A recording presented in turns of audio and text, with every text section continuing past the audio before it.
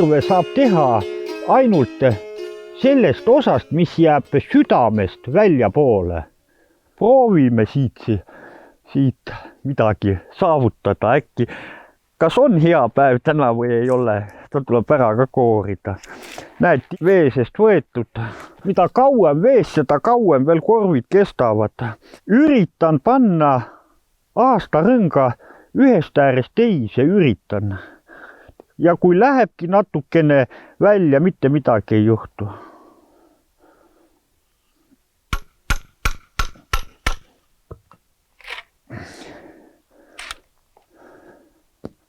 Ja ta peab ise jooksma.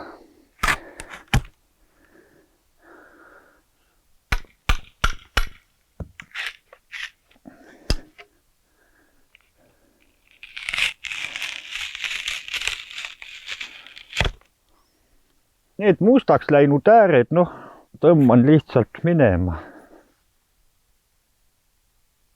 Seda puud, vähemalt siin kandis nimetati, ta oli lõmmupuu. Teda ei öeldud, et me võtame männipuu, ta oli lõmmupuu korvid. Et siin toimub nüüd see lõmmu tõmmamine.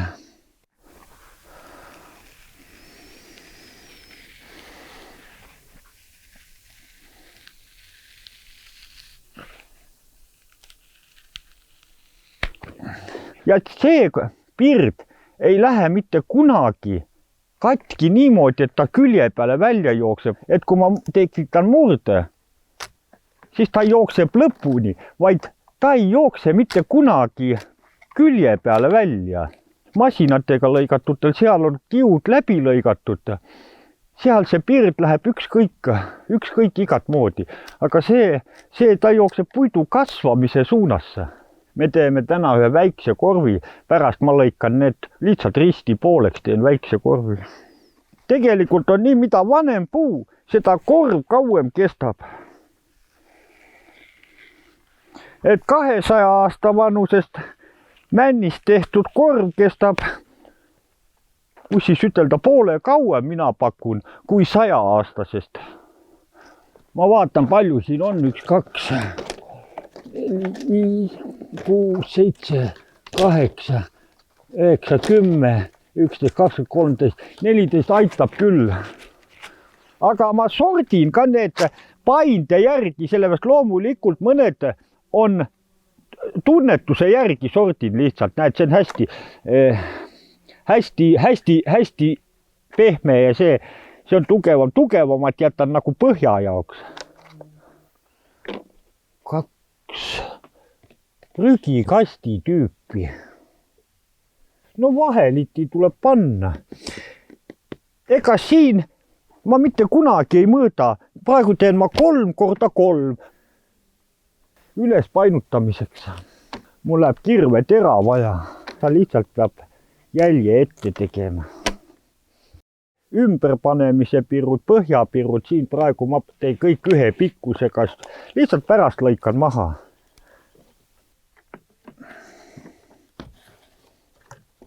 Kui siin lõpetasin, selle külje peal lõpetasin, siis järgmisena alustad mitte sellest küljest, vaid järgmisest sa hakkad nagu niimoodi tiiru käima.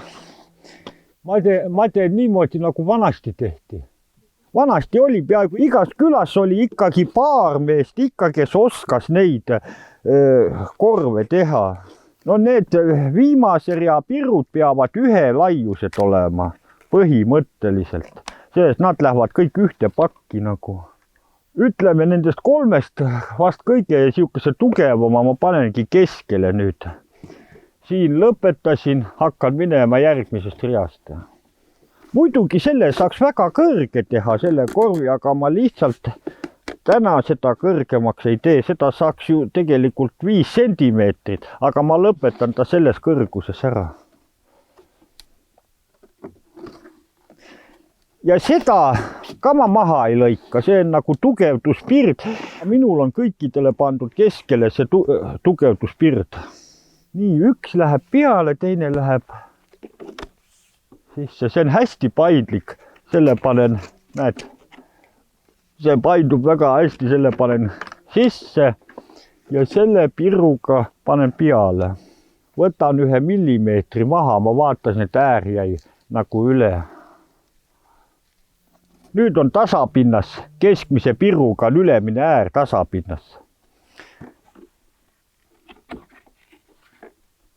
1. Alla seda tuleb kinni hoida ja sellega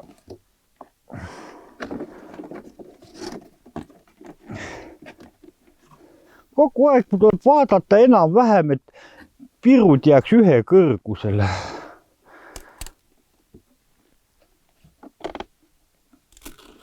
Noh, kui nad on ühe laiused, ega nad ei saagi nagu, nad jäävadki, näed, kui tõmbasid. Just see 3 viimast pirdu, mis paned.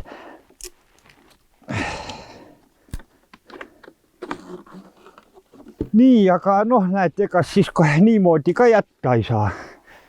Alati peab viimane kuhugi ära toppima. Ja kuhu sa teda ikka mujale paned, kui alustuse piru alla.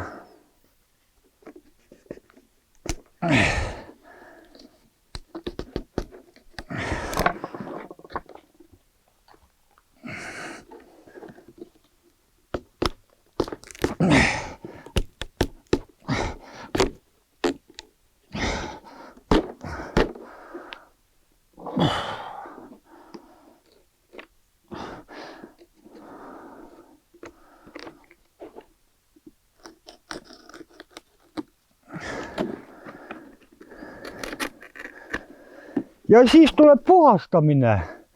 Tuleb see ülejäägid, kõik need pikad maha lõigata.